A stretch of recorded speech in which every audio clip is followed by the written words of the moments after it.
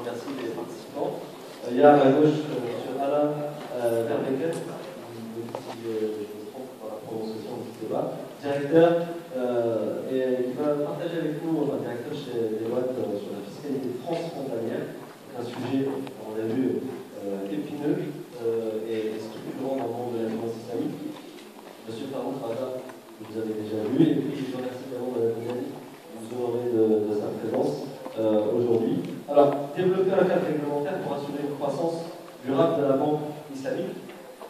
Encore une fois, on va revenir sur un certain nombre de sujets, mais ce qui est important, c'est est-ce que on a tous bien compris quels étaient les besoins de ce cadre réglementaire. On va, avant d'entrer et de voir les différents points, les uns après les autres, peut-être laisser M. Alain Verbecken nous dire très rapidement un peu une vision assez globale par rapport au Luxembourg et le Angleterre, un peu les problématiques qui ont été posées. Et on verra après comment elles ont été gérées.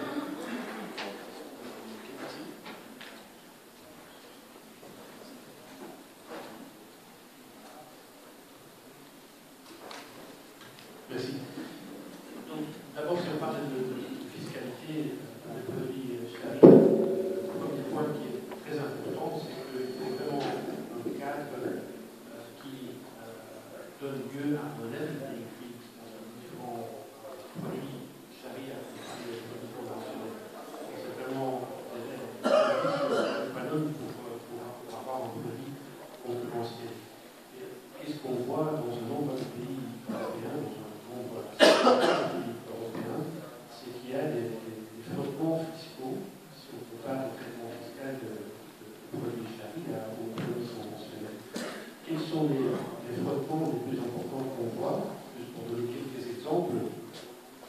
D'abord, pour les transactions immobilières, dans la plus grande partie des pays, il y a des droits d'enregistrement qui s'appliquent lors de transactions immobilières. On a accès à l'immeuble. Dans beaucoup de pays, comme si on fait ces transactions de manière charia, il y aura un achat de vente dans le cadre du contrat, que ce soit une charge ou d'autres contrats de financement charia, double, il y aura un double transfert de la propriété comparé à un contrat conventionnel. Et donc, dans beaucoup de pays, une transaction qui est faite de manière charia, comme par exemple ceux de l'immobilier, donnera mieux au droit d'enregistrement, pas une fois, mais deux fois. Ça, c'est déjà une discrimination, c'est important, parce que c'est pour juste pour donner un exemple de développement fiscal. Dans un nombre de pays, ça a été résolu. Par exemple, le UK, où la loi a été adaptée pour justement éviter ces doubles enregistrements. Au Luxembourg, où il y a des circulaires de l'administration fiscale pour éviter un traitement discriminatoire mais c'est certainement pas le cas dans beaucoup de pays européens où il faut quand même faire attention à les transactions charia justement pour les risques de Très bien, effectivement, le Luxembourg, l'Angleterre sont deux acteurs au moins européens, et la France aussi, on pourrait aborder la France, qui ont fait un premier pas sur cet aspect-là et qui ont très tôt identifié la fiscalité comme étant peut-être le principal problème finalement à régler pour attirer, pour développer un marché de la finance islamique. On va revenir après, point par point, sur ces éléments-là. M. Farouk Raza, sur le cadre réglementaire, donc il y a un élément qui est important, c'est la conformité à la charia. On a vu que le projet de loi qui est proposé au Maroc c'est peut-être inspiré de l'expérience malénienne à travers un charia national et ensuite des différents niveaux de conformité charia dans les banques.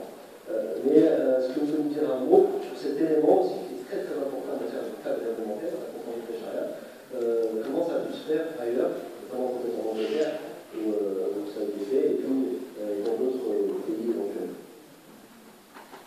Merci. Donc bien sûr que la conformité charia reste un des éléments les plus importants dans la finance islamique. Et ainsi, on a vu en fait plusieurs modèles qui sont développés à travers le monde. Il y a le plus fameux, le modèle malaisien, où il y a un conseil national pour veiller sur la réglementation en fait, qui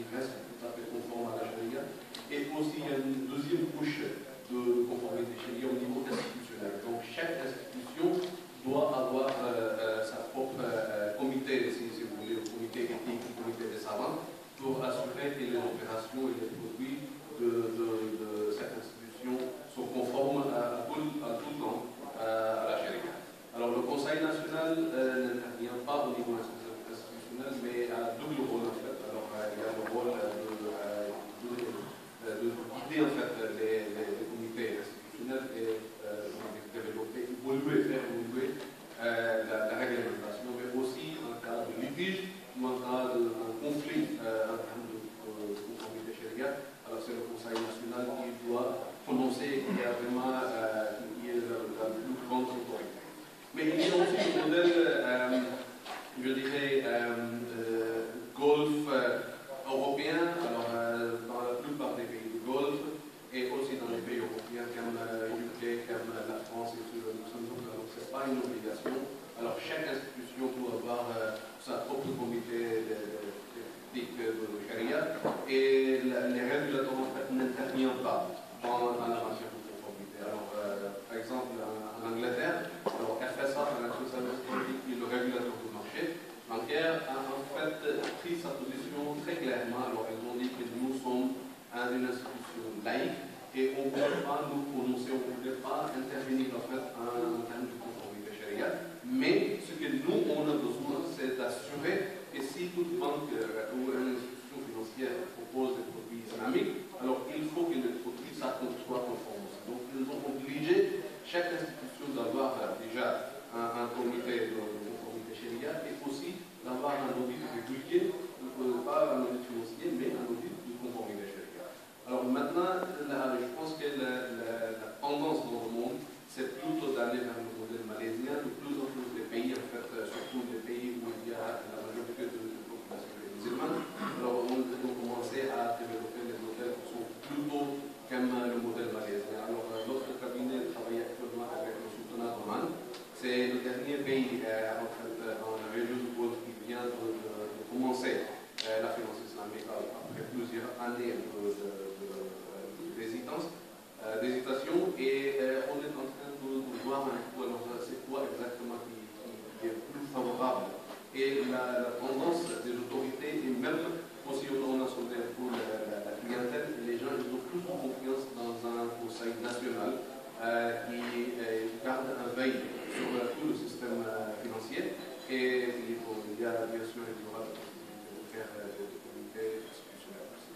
Et je vois que peut-être pour le Maroc aussi c'est le modèle qui va être le plus important. Très bien, merci M. Rabat. Madame Benani, on voit la fiscalité, les dimensions de conformité charia qui sont structurantes, mais le cadre réglementaire doit être lu d'une manière peut-être un petit peu plus complète. Quelle est votre appréciation, vous, pour l'instant, sur l'état actuel des choses, et on verra ensuite quels sont les points qui nécessitent encore amélioration, modification ou développement. Je vous remercie. Donc déjà, une première remarque qui pourrait être complémentaire par rapport aux interventions de M. Rebecca et de M. Rabat, c'est qu'aujourd'hui, on pense plus, quand on parle de finances islamiques, on pense plus au cadre réglementaire du produit lui-même. C'est-à-dire toute notre logique de pensée va vers le cadre réglementaire financier. Et il est très rare qu'on pense à la finance islamique comme un cadre réglementaire global. Alors ce qu'il faut savoir aujourd'hui, c'est que quand on veut mettre en place la finance islamique, soit on est dans une optique incitative, et donc là il faut mettre en place le cadre réglementaire incitatif, soit on est carrément dans une optique compliance. Et là, elle a été pensée à un cadre réglementaire compliance.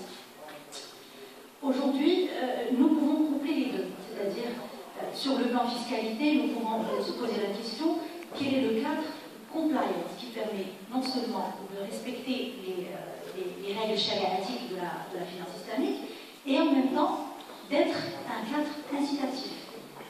On peut se poser également la même question au niveau comptable.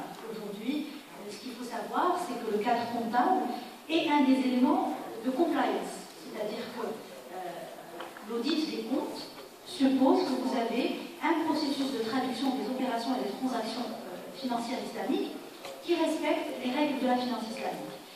Et donc, on pourrait également imaginer avoir un cadre non seulement qui respecte la compliance qu'a soulevé M. Lazare, mais également qui soit incitatif, c'est-à-dire qui permette à la finance islamique de traduire correctement ces transactions commerciales et de respecter également les règles de comparabilité et d'exhaustivité des comptes.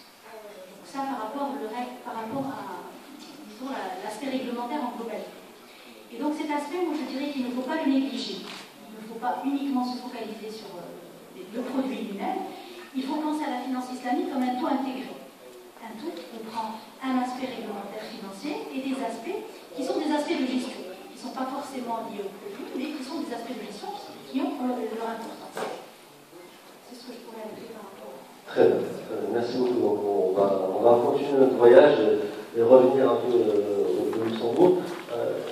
Qu'est-ce qui concrètement, aujourd'hui par exemple au Luxembourg, a été fait? On sait que le Luxembourg est la place numéro 1 pour la domiciliation des fonds. Qu'est-ce qui est fait pour justement, sur le plan fiscal, donner envie et d'attirer autant de fonds au Luxembourg? Donc au Luxembourg, effectivement, c'est un pays qui a déjà des fonds charia depuis les années 90. Jusque il y a quelques années, la plus grande partie des fonds charia au Luxembourg étaient les UCITS, les OPCVM. Donc les fonds peuvent être présentés à des investisseurs retail d'un public très large. Et qui, bien sûr, suite au cadre réglementaire européen, la directive en matière de UCITS, ont des restrictions par rapport au type d'investissement qu'ils peuvent détenir. Donc ces fonds-là sont essentiellement investis dans des actions Sharia compliance. Ce qui a été fait au Luxembourg il y a 6-7 ans, c'est de créer des autres véhicules qui sont plus sur l'état, mais également à la finance islamique. Donc, par exemple, des fonds d'investissement spécialisés, des Specialized Investment Funds, qui ont un cadre réglementaire extrêmement flexible, qui peuvent investir dans tout type d'investissement, mais qui sont dédiés plutôt à des investisseurs avertis, investisseurs institutionnels et investisseurs professionnels ou high net worth individuals. Ces fonds-là ont eu un succès énorme.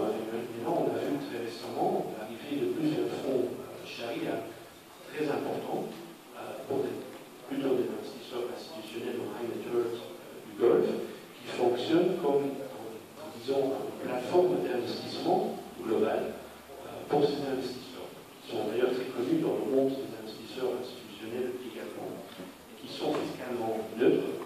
Le véhicule, fonds d'investissement spécialisé, n'est pas soumis à une imposition en tant que telle, un petit impôt de un point de base qui est dû, et pour le reste, le véhicule est neutre.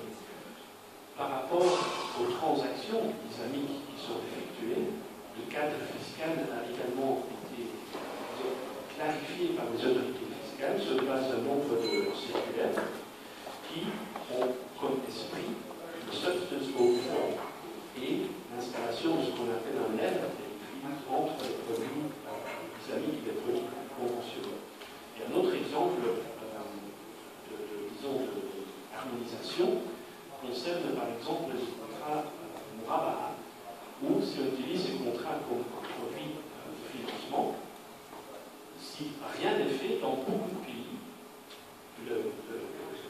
l'entité qui va donner le financement sera imposée dans la première année sur la marge entière sur le produit, même s'il y a un remboursement du crédit pendant 5 ou 10 ans.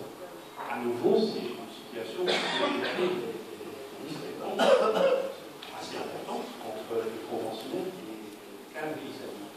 Ça, au Luxembourg, on a résolu par une circulaire clairement dit, sauf ce nouveau fonds, ce type de contrats sont assimilables fiscalement à des prêts conventionnels et donc on peut reporter l'imposition de la marge sur ces produits sur la durée du contrat.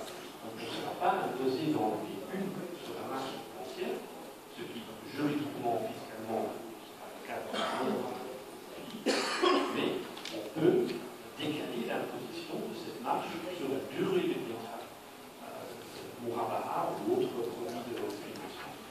ça également, c'est un élément très important pour assurer le traitement équivalent entre le conventionnel et le financement islamique. Un dernier exemple peut-être concerne les sukuk. Dans pas mal de pays, on a des questions fiscales sur le traitement fiscal du return sur les sukuk. C'est quoi? Est-ce que c'est un intérêt? Non. Car les sukuk sont des certificats d'investissement, en fait, qui donnent accès à un revenu sous-jacent pendant les actifs dans lesquels je vous investis. Fiscalement, comment est-ce que ça qualifie? Dans beaucoup de pays, on aura des questions des autorités fiscales pour savoir est-ce que c'est fiscalement quand même un intérêt, est-ce que c'est une plus-value, est-ce que c'est un dividende, c'est un traitement fiscal, c'est différent comment on qualifie l'économie. Est-ce que c'est déductible si on utilise comme un terme de financement? Au Luxembourg, à nouveau, on a une circulaire qui dit l'auditeur sur un sukuk est assimilé fiscalement à un intérêt déductible. Donc on n'a pas la question du type de return, on n'a pas la question de la déductibilité. C'est un return, c'est déductible car on assimile fiscalement son intérêt. Et ça, à nouveau, ce n'est pas forcément le cas dans tous les pays européens. Et ça, c'est à nouveau un élément important pour assurer ce traitement équivalent entre produits conventionnels et les produits Sharia Finance. Donc effectivement, on voit, vous avez cité les soukouks, Murabaha, sur le cas luxembourgeois, sur Rada, le cas anglais, peut-être un petit peu plus d'informations sur le cas anglais. Est-ce qu'en Angleterre, malgré ce marché très dynamique, est-ce qu'on a un cadre réglementaire, juridique, fiscal déjà islamisé, ou est-ce qu'on s'accommode d'un certain nombre de choses? Et si oui, donc est-ce que vous pouvez nous en dire un petit peu plus sur le contexte anglais? Merci, monsieur Ali. Très bon point en fait. Alors, malgré que le marché anglais est très animé dans le marché de la finance islamique, la finance islamique existe depuis presque une trentaine d'années, je dirais, mais en fait, il n'y a pas de cadre réglementaire islamisé. Ça n'existe pas. Alors, il n'y a aucune modification ou aucune réforme qui ait été faite au niveau juridique. Il n'y a rien qui a été fait au niveau, je dirais, réglementaire. C'est plutôt la fiscalité, en fait, qui pose le problème. Et ils ont modifié la fiscalité. Et comment ils ont fait? En fait, alors, comme les Anglais, on a une approche très pragmatique. Alors, au lieu de passer par la voie législative, avoir des discussions et des débats sans fin, alors ils ont pris vraiment un chemin très simple, qui est à peu près le même que le Luxembourg qui était bien avant. Bien sûr, c'était en fait par assimilation et par les lois de circulaire. Alors, le fameux problème de TVA.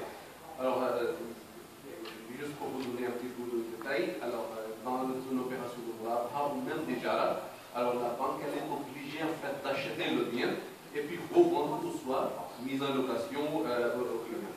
Donc à ce moment-là, selon la réglementation fiscale anglaise, alors la banque devient assujettie à payer la TVA et répercutée sur le client. C'est-à-dire, si vous avez 20% de TVA, alors votre produit, votre financement va être 20% plus cher que votre concurrent conventionnel.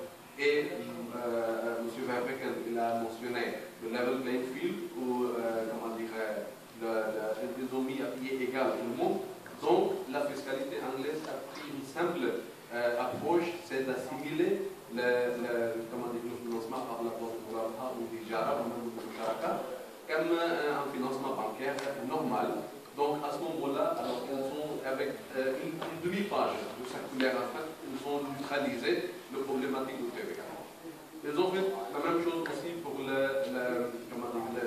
droits de mutation pour les biens immobiliers. Alors ça, c'était le produit qui était commencé dans les années 90, en fait, qui était proposé et qui a passé plusieurs étapes en Angleterre. Dans le marché, on a vu le financement immobilier par Murabaha, après on est passé à Ijara, maintenant on est en Musharaka Modern Access. Mais dans tous les cas, la banque est obligée dans un premier temps d'acheter l'actif immobilier et de revendre soit mise en location. Donc à ce moment-là, encore, ils ont neutralisé en fait la double mutation.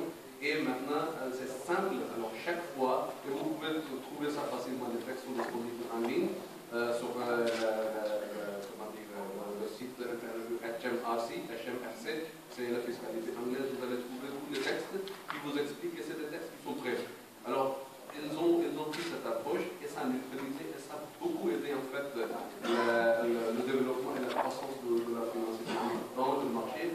Et aujourd'hui, c'est devenu comme une proposition générale. C'est-à-dire aujourd'hui, il y a des grandes banques anglaises où vous pouvez trouver des produits islamiques dans tout le réseau. C'est-à-dire c'est presque 2200 agences à travers le pays. Vous pouvez entrer dans n'importe quelle agence et vous pouvez souscrire à votre financement immobilier, bien sûr soumis à votre qualification, vos critères, etc.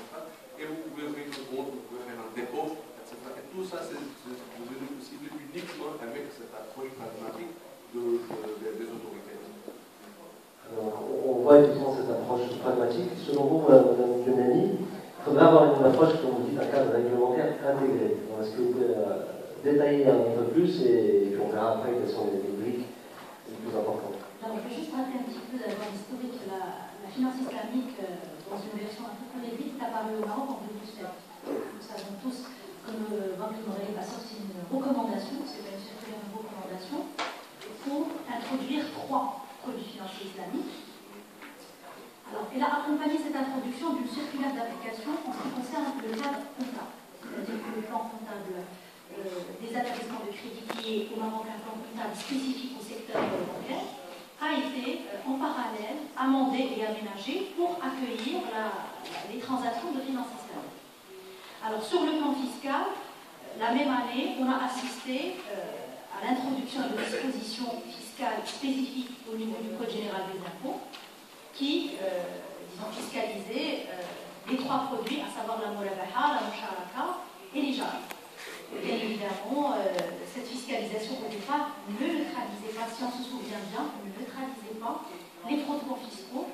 Et donc on a considéré en 2007, le premier texte fiscal sur la murabaha considérait que la murabaha est une opération commerciale soumise au taux de 20% de TVA et que la double cession entraînait automatiquement une application de TVA sur la totalité du prix de cession.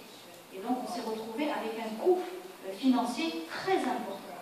On est revenu à la charge l'année suivante pour assimiler, et là je rejoins les 2 précédents intervenants, pour assimiler les produits de finance islamique à des produits bancaires. Et en conséquence, nous avons vu la réduction, il y a eu une réduction du taux, donc de 20 à 10%, et nous avons appliqué, enfin quand je dis nous, c'est pas nous dans le sens collectif, mais disons c'est le nous marocain. Nous avons appliqué au Maroc le taux réduit d'une part et nous avons appliqué la TVA uniquement sur la partie qui concerne la marge bancaire, donc c'est-à-dire l'intérêt bancaire. Alors sur le plan comptable, il est vrai que le PCEC, le plan comptable d'établissement de crédit, a été aménagé avec des comptes spécifiques pour la finance islamique. Toutefois, la présentation, c'est-à-dire les états de synthèse, ne permet pas de distinguer les opérations qui sont spécifiques à la finance des opérations de bancaires classiques. Et donc, on se retrouve avec un plan global qui traduit des transactions bancaires classiques et islamiques de la même manière. Et parfois même, il les appréhende dans le concept également de la même manière. Donc ça, c'est pour retracer un petit peu l'historique de l'introduction de la finance islamique au Maroc avec un cadre comptable et fiscal spécifique. Moi, je souhaiterais réagir quand même par rapport aux interventions précédentes en disant aujourd'hui pourquoi on cherche à assimiler toujours les produits de financement islamique aux produits bancaires. Pourquoi aujourd'hui, quand on réfléchit au cadre fiscal ou au cadre comptable, on dit par assimilation. Et effectivement, c'est ce qu'on constate aujourd'hui. Si on prend par exemple l'exemple du soukouk marocain. Alors le soukouk marocain a été introduit dans le paysage réglementaire marocain beaucoup plus tard. Il a été introduit par la loi 3306, qui est une loi globale sur les fonds participatifs communs de titrisation, les PCT, et qui dans une disposition, disposition particulière, traite des soukouk. Alors, j'ai fait l'exercice de rechercher dans le Code général des impôts marocains le mot soukouk. Tout court. sans rentrer dans le débat de dire qu'est-ce qui a été prévu pour les autres.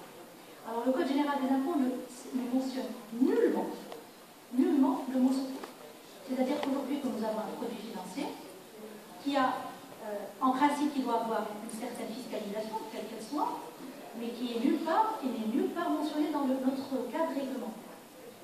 Et donc, effectivement, nous avons assimilé ces sukuk au fonds de titrisation pour les considérer comme des revenus, non pas des revenus de capitaux, mais des revenus de créance, c'est-à-dire des titres obligatoires.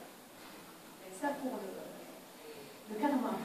Je reviens à ma question initiale. Pourquoi aujourd'hui ne pourrait-on pas penser à avoir un cadre fiscal? Le cadre comptable existe.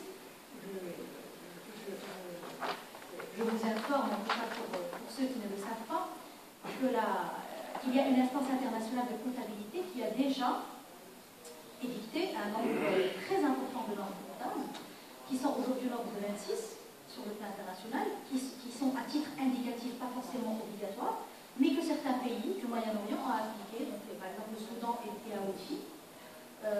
Corrigez-moi, monsieur Al-Azaz, si je me trompe, le Soudan est AOFI, l'Iran est AOFI, le Bahreïn est AOFI, et donc ces règles comptables aujourd'hui sont quand même des guidelines dont on pourrait s'inspirer au Maroc.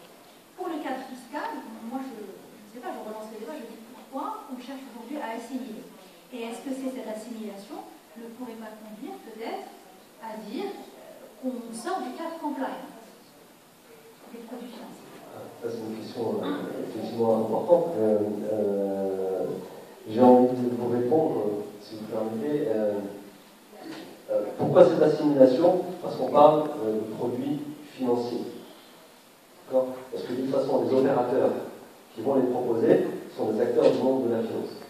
Donc malheureusement, j'en parlais tout à l'heure avec quelqu'un à la pause, malgré tout, les banquiers islamiques, les banques qui vont proposer des produits islamiques, vont rester des banques.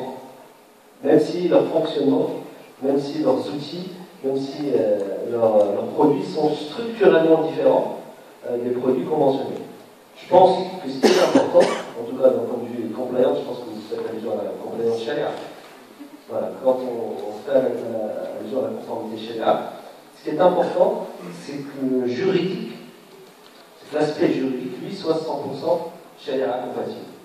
À partir du moment où le contrat, où l'opération respecte le juridique islamique, ensuite, que le comptable ou que le fiscal soit traité d'une manière qui est la sienne, je ne pense pas que ça puisse remettre en cause la conformité du produit en tant que tel. Parce que l'aqd en lui-même, il est ce qu'il est. Après, le traitement de l'income, enfin, de ce qu'on gagne, de ce qu'on dépense, ou de ce que ça coûte, d'un point de vue fiscal ou d'un point de vue comptable, que ce soit assimilé à des produits de banque conventionnelle, c'est pas gênant, c'est pas bloquant, c'est peut-être gênant chez les plus conservateurs qu'on peut tous être. On aspire tous à avoir un environnement 100% IOFI, mais il faut être peut-être réaliste. Je fais partie des idéalistes, c'est-à-dire des rêveurs qui aimeraient bien que tout soit IOFI compliant. Malheureusement, sur le terrain, je me rends compte que des fois, j'ai l'impression de ramer tout seul. Et donc, je me dis, bon, peut-être que la réalité, et même quand je parle avec certains grands relamas, les grands jurys qui siègent dans les chaînes de la banque, ce qui est très important, en tout cas dans un environnement où il n'y a rien, ce qui est important dès le départ, c'est au moment que le contrat, que le juridique, s'il y a un litige, on ne va pas tenir compte de la fiscalité ni de la comptabilité. Quand il y aura un litige, on va revenir au contrat, on va voir est-ce que c'est une vraie moulabaha ou si ce n'est pas une moulabaha. Donc ce côté-là, je pense que ce n'est pas trop problématique. Et puis ensuite, il y a effectivement différentes autres problématiques. C'est-à-dire que si vous ne faites pas cette assimilation, vous dites voilà, toute la moulabaha, elle a cette fiscalité-là, quel que soit l'acteur. Là, on peut également provoquer d'autres problématiques qui sont l'évasion fiscale. N'importe quel commerçant va dire moi je fais de la moulabaha, et il faut qu'elle soit taxée comme la banque. Donc on est quand même obligé quelque part de cantonner ces produits-là à ce qu'ils sont finalement, c'est-à-dire utilisés par les banques, parce que aujourd'hui, en tout cas c'est par exemple ce qui a été fait en France. Il est clairement indiqué qui sont les acteurs qui peuvent faire telle ou telle opération. Dans les instructions fiscales qui ont été publiées en 2010, vous disiez le début, voilà, il y a une définition qui est donnée de la Murabaha comme étant une opération, etc., mais qui peut être faite que par un financier et qui rentre dans les cases du code monétaire et financier, etc., etc. Donc si on dit on fait un cadre fiscal de la Murabaha au sens large, après, mais qui peut faire la Murabaha? Parce que le commerçant qui vend des frigos et des télés, il dit moi je fais de la Murabaha aussi, mais sa fiscalité à lui n'est pas du tout la même que les autres opérateurs sur le marché. Il y a, je pense, peut-être différents niveaux, je ne sais pas si vous souhaitez répondre à ça, mais je pense qu'il y a une approche peut-être progressive par rapport à ça. Et puis il y a un élément fondamental, c'est que ça reste une banque. Même si son fonctionnement à elle il est islamique, mais elle rentre dans les cases de la réglementation bancaire parce qu'elle prend les dépôts du public et qu'elle réutilise. Donc là, on est obligé de la faire rentrer dans un code réglementaire qui est rigoureux, qui est strict, sinon on ouvre la porte à faire à n'importe quoi. Vous voulez réagir peut-être par rapport à ça? Alors juste en complémentaire de ce que M. Hajdi a présenté, il est vrai qu'aujourd'hui, repenser un cadre, le cadre comptable, à la limite, je dirais que l'initiative a déjà été entamée. De par le monde aujourd'hui, les scholars ont déjà fait l'effort et ont le mérite de sortir avec des normes assez complètes, assez rigoureuses, qui suivent exactement le même cheminement scientifique que les normes IFRS, c'est-à-dire qu'avec des revues annuelles, des modifications annuelles, des traductions dans plusieurs langues, des validations par plusieurs pays. Et donc, je pense que sur la partie comptable, on est beaucoup plus à l'aise. Alors, sur la partie fiscale, il est clair qu'aujourd'hui, repenser un cadre réglementaire spécifique à la finance islamique, d'abord, je suis tout à fait consciente des contraintes. Il y a d'abord une contrainte de territorialité. Aujourd'hui, la fiscalité n'est pas une fiscalité universelle. On est loin de cette conception un petit peu théorique des choses. On est dans la souveraineté de l'État, et donc chaque État a une fiscalité qu'il adapte en fonction de ses besoins budgétaires, bien évidemment, à ses ressources économiques et financières. On est conscient de cette limite-là. Deuxièmement, il y a une deuxième limite que M. Hajdi a soulevée, c'est la limite aujourd'hui de l'évasion fiscale. On pourrait se retrouver avec un ensemble d'opérateurs économiques qui se targueraient tous de faire des transactions financières islamiques. C'est une contrainte, il est vrai, à prendre en considération. Mais au-delà des contraintes, chaque pensée nouvelle a ses contraintes. On n'est pas dans des choses qui sont simples et évidentes toujours. Je dirais, ne serait-ce que pour aujourd'hui, par exemple, la problématique de TVA. Moi, j'ai fait un petit peu l'exercice de dire, oubliant les frottements fiscaux existent, c'est clair. Aujourd'hui, à partir du moment où vous avez des financements qui sont baqués par des transactions commerciales multiples, vous avez forcément une multiplicité de fiscalité qui se grève sur l'opération. Pourquoi aujourd'hui essayer d'assimiler? Pourquoi ne pas dire, comme nous avons une multiplicité de transactions, et comme je suis sûre que moi, fiscaliste, quelque part je vais me retrouver à la fin du processus transactionnel, pourquoi ne pas diminuer le taux et imposer les différentes étapes de la transaction? Pourquoi pas? C'est-à-dire, moi je dis, au Maroc nous avons un taux de 20%, et je sais qu'une transaction classique de Murabaha nécessite 2 étapes classiques. C'est-à-dire que je ne suis pas encore dans des montages assez complexes. Pourquoi ne pas dire que je suis sur un taux par exemple de 5 ou de 7%, parce que, in fine, à la fin du processus, la transaction me restituera mes 20% classiques. Et on sort du schéma, ou des débats habituels en disant, je ne suis pas assimilé à un produit bancaire, je suis sur une transaction commerciale. Ce qui est l'essence même, par exemple, de la Murabaha, si on ne prenait que le cas de la Murabaha. Tout à fait. On va prendre quelques questions avant la pause déjeuner du public, et je vous donnerai la parole peut-être à Alain et M. Radin. Est-ce qu'il y a des questions? Oui, monsieur là-bas qui est là. Vous avez faim peut-être, non?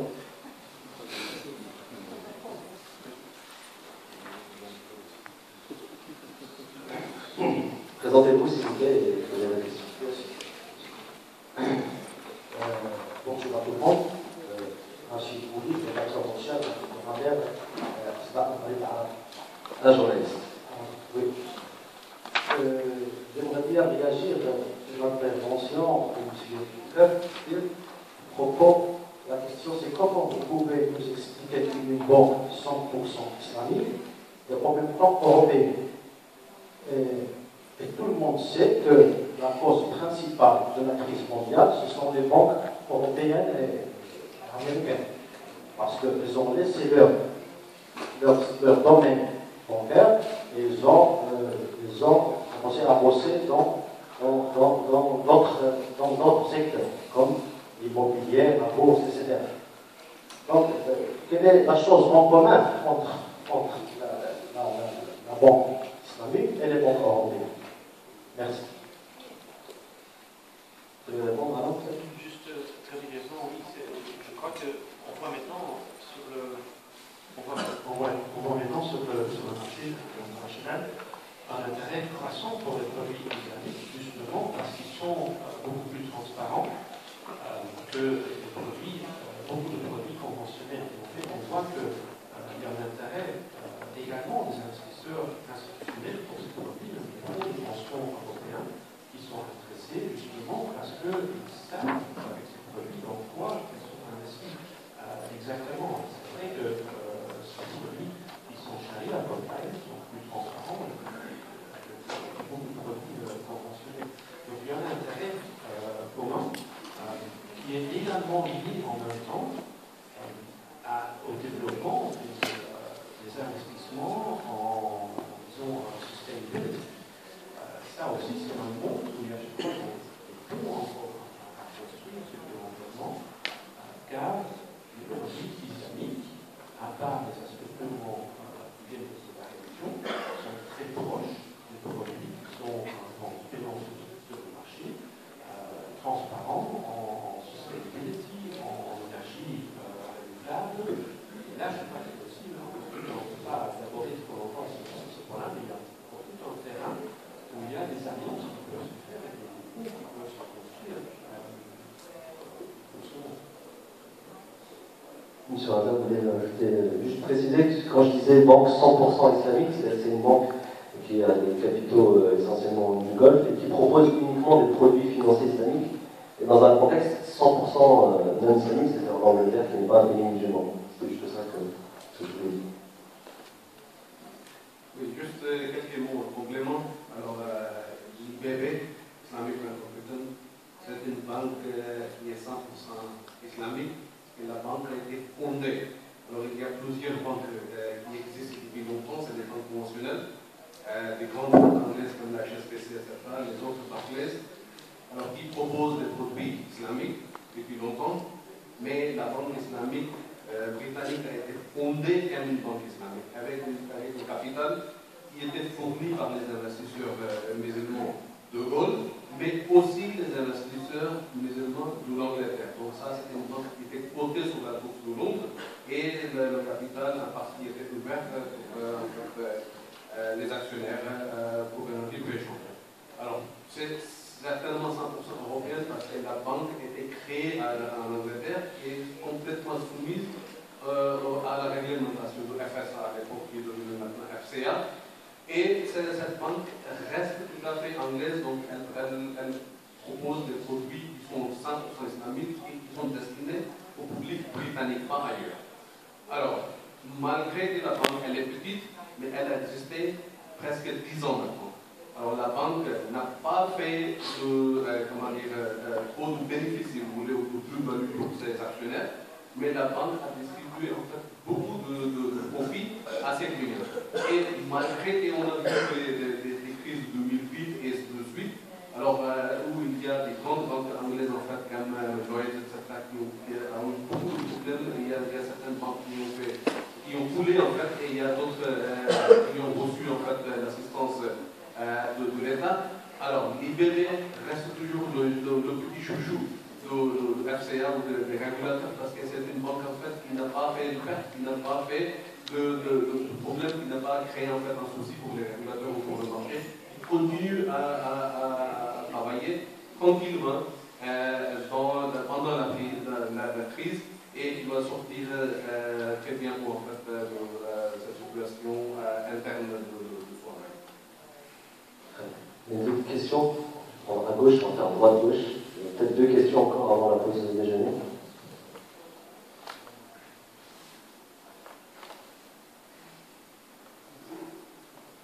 Merci de Saïd, consultant. Monsieur Alfi, dans votre exposé, vous avez parlé de contexte favorable pour l'adhésion du monde islamique au Maroc. En même temps, vous avez parlé en fait des contraintes qui, à mon sens, la question centrale, à savoir ce que vous avez appelé la cannibalisation de l'Algérie, du système conventionnel par rapport au système de banque islamique. La question est la suivante.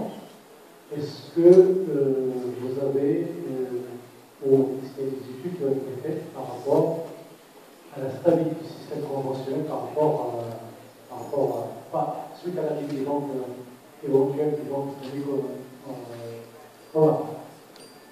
Ou est-ce qu'il y a, ou pour vous les éclairer, il y a un benchmark? À ma connaissance, il n'y a pas d'études qui ont été faites.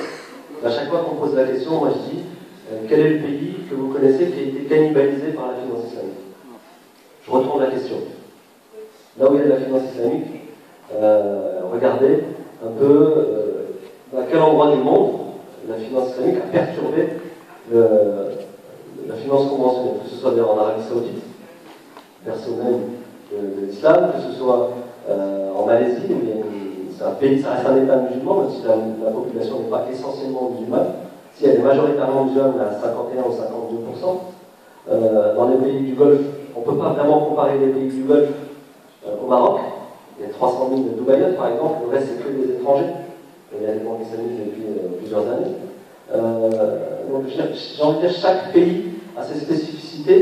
Chercher un benchmark sur ce sujet-là, je pense qu'on n'a pas besoin de chercher trop longtemps parce qu'il n'y a aucun pays qui un jour a crié au loup, au secours, la finance islamique m'a tout pris.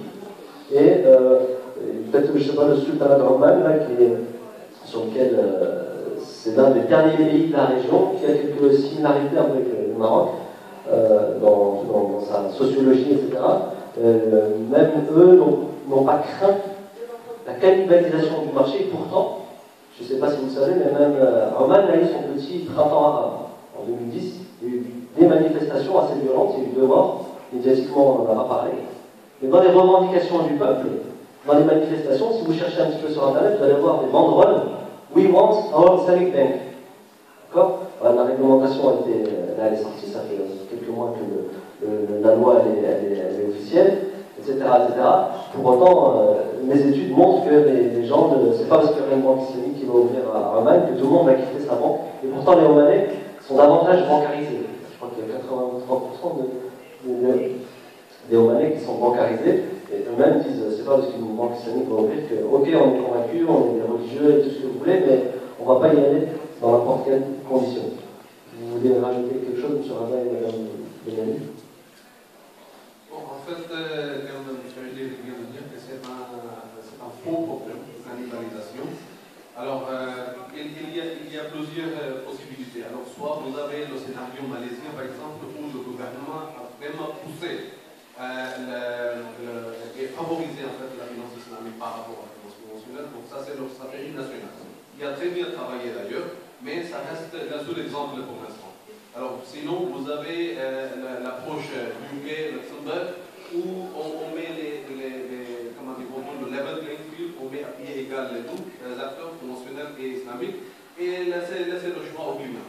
Mais après, il y a un troisième scénario qui s'est déjà produit au moins une fois, et c'est peut-être l'Arabie Saoudite en fait, où le marché domestique, uniquement je parle du marché domestique, qui était à l'époque presque majoritairement conventionnel, mais petit à petit, doucement, alors ça a déplacé vers l'islamique parce que c'est là le monde, c'est un pays islamique à la fin du compte, et les clients, surtout de marché retail, le détail, réclament toujours les produits islamiques. Donc ce qui s'est passé, petit à petit, les banques conventionnelles qui existaient dans le pays, elles ont choisi d'ouvrir les fenêtres islamiques, les fenêtres ont continué à grossir, et jusqu'à ce que les fenêtres, en fait, ont avalé leur mère.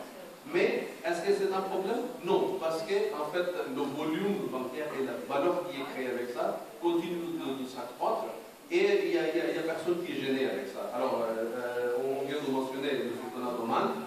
Alors, on a eu le même problème. Alors, le taux de bancarisation qui était sondé, alors nous, on a fait ce rapport, c'est 86%. Un taux vraiment très élevé. Mais, en réalité, la consommation du crédit et la consommation des produits de financement, à combien? 10% chacun. Parce que les clients, les gens, ils ont ouvert les comptes pour raisons pratiques, pour recevoir les salaires, pour faire des transactions, mais ils font ni de l'épargne, ils gardent dans les banques, ni ils cherchent des produits de financement. Donc, quand on a fait le sondage pour la demande, pour l'attrait de la finance islamique, la réponse était presque identique qui était montrée tout à l'heure, c'est quand le Maroc au-dessous de 90%, presque 98%.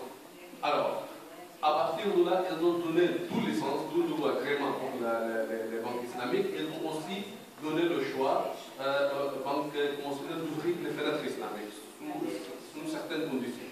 Donc il y a la première banque islamique, Banque d'Espoir, qui vient d'ouvrir ses premières annonces, je pense il y a 3 mois.